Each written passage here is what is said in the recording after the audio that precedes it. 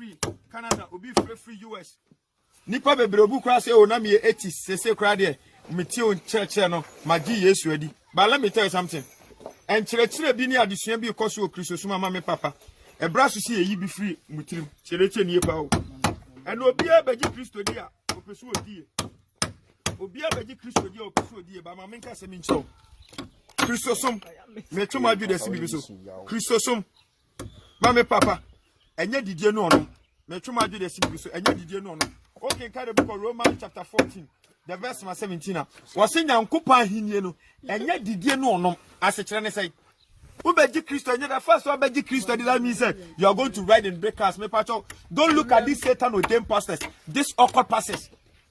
They cannot set the standard of Christianity for us. Or moment to me and Chile Christo so much here. That is why always I tell you, say, read your Bible every day, pray always, attend Bible believing teaching spirit fair church, obey the Holy Spirit. Tell others about Christ.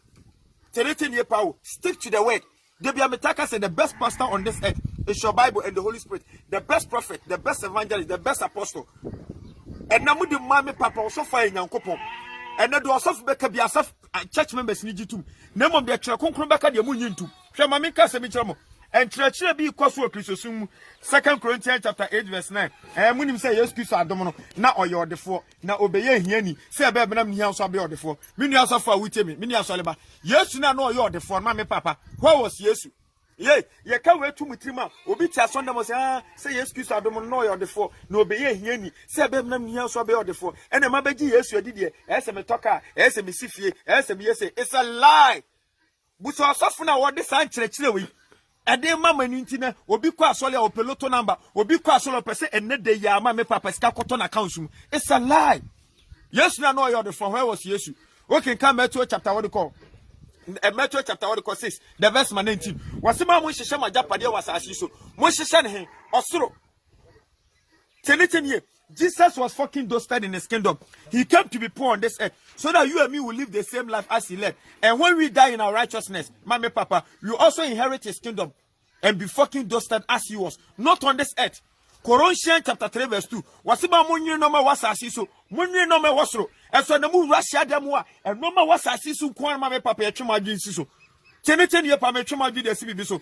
Huh? Ubeji Yesu dia minim se na nipa bebre omo che nyame asem asem ni bie nipa ni ade achi ade ase bia ma me papa omo mo pese mu tie nyame asem a omo follow mu Facebook omo mo pese me send omo message ade achi ade ase bia is increasing and na me phone me saw me phone na freezy.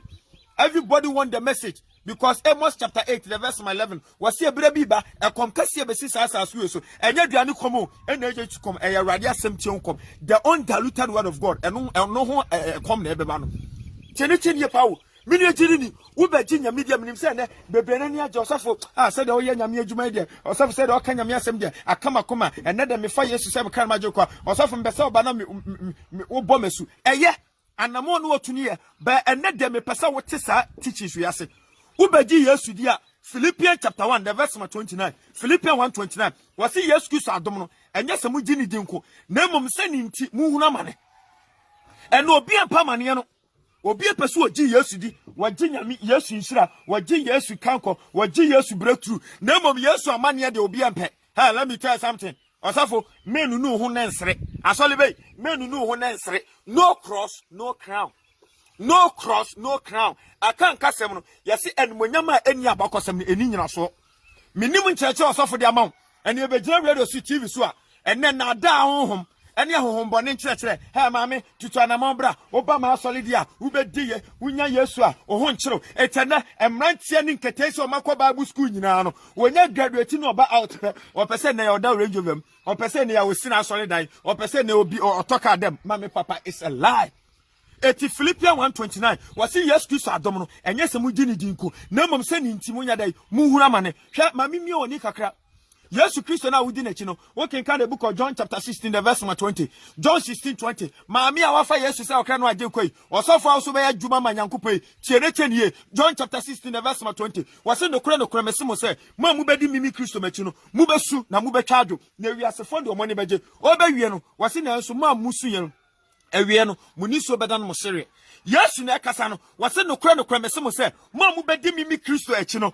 Minia Pentecost ni, minia Roman ni, minia CS ni, minia SD ni, minia Church of Christ ni. A wasi pase, obesum Nyankopɔn no kura mu no. Wona Yesu Kristo no kasa no. Wase no kra mese mo se, mo mu bedi mi Kristo echi no. Mu besu na mu betwa adwo. Ewiasefo de omani meje. Bo se awieye no, ma mu sua mu ni so be na mo yede. Mo se de. Me pa cho verse 33. John 16:33. Wase hwa me ka yei akyere mo na manya mi Kristo mu asomdue. Mu hu be hia mo. Tie muhu be hia mo ewiase wamu de nanso mu mama bamu eti Kristosom fasho trim yare owuo ekom oyaw otan ni nyina eka Kristosom eba enko konfo ho eba enko malam ho eba mame papa enko Satan odem pastor so James chapter 1 verse 22 Bible say enhran onipa so okwa amane mu mame papa oto no boase na sa nipa no fimu totrota woni ebebu se wo ye nkurimdi abotre hwe mame kase bi cho ya wa amane ya otini ni amane eni yo odibo eni amane me pacho otini ni amane ni wo kenka de book of mame papa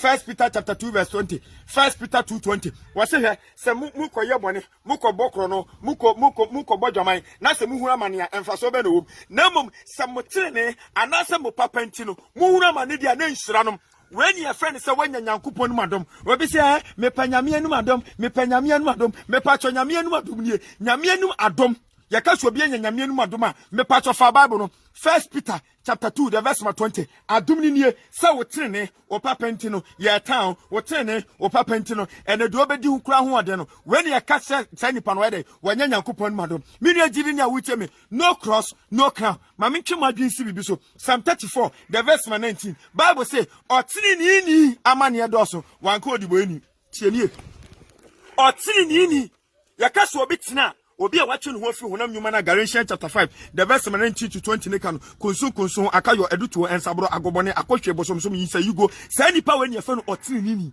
wanka odibo eni wase otini ni amane edoso nanso nyame be yiwa fi ni nyina mu mame kase mi kyerɛw otini ni wa amane na wo kom no Nyankopɔn ni monyam mame kase mi kyerɛ the whole world wo ye osafo tie me ebi ene enam so ka no krantu amanfo ma wa asɔre de obedi kwa ho ade don't give up. God is making you perfect in his sight. Ebi si Bible ebra ye nua Paul wonam a woka nyame asɛm afi na Paul yare eba no so amane eba no so Paul kwanu kotodwanum e was 2 Corinthians chapter 12 2 Corinthians chapter 12 the verse mama passes to 9 Paul bompa 3 times everybody mesel yare yamane everybody catch up Paul o Paul bompa said the mean chio otini ni wo amane no wona hu ni say amane o but God is making you perfect in his sight but dia ba kwa me pese me catch me ni agini bia ma me papa ena awiei ena nopei ena nwumre ne saka video say he 1 Peter 5:10 Bible ne say after you have suffered a while then I will settle you and strengthen you and put you back in your right position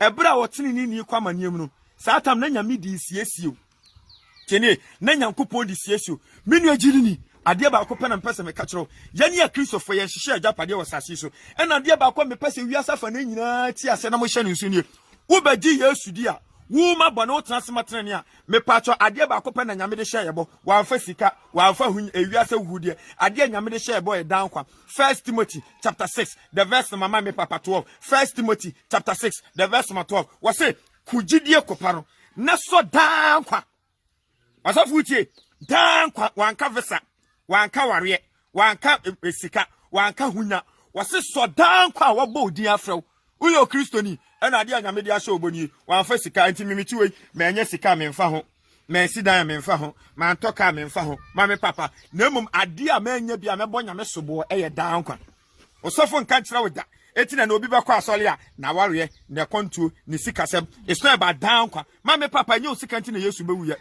etu ase obi pese odi na chi a Matthew 16:24 ma ne mpa no ho achi no onfa na senua ni agiri ni Kristosom yarea owuo amane etima amuti Methodist ma amuti Roman ma amuti CSC ma amuti SDA ma amuti Jehovah Witness no man koye don't give up say no cross what tetiri nim na no man koye rejoice count it all joy according to 1 Peter 2:20 wasimu mamoni nye because enhranamo Chenie because the enshano hwe ma me nka se bi nkyeremo edu ba bia na me di menua Paul abrabo toto ma abrabo ho Mama papa, it's a good time and no more dear. That is the time I'm managing. A channel be moon chassis. As I call it, they be an energisa. Yes, many because I have Christ. Meaning baby a meko, Eddie baby a mammy papa, my no more the ACC. May you my video CB so. Yenia po, Ekasemi, Romans chapter 8, the verse 35 to 30. Romans chapter 8, the verse 35 to 30. Was it the end a bet my 30 minutes yanko pontem or time? Come, Yari, oh, mini so beji yesu dia we nyina beba. But don't give up. When you are bema with him, with him. For details explanation, me pacho call Play Store no App Store no. Download the Telegram app. We are from the number 0547 400 679. The gospel must go, and the gospel is still going. We are here to raise the gospel militants, radical Christians, people who don't care about their life, but they care about the kingdom. People who are heavily minded, not earthly minded. People who kill the flesh. Your boy who I'm not saying you nothing. Bibia ehame ewo hunam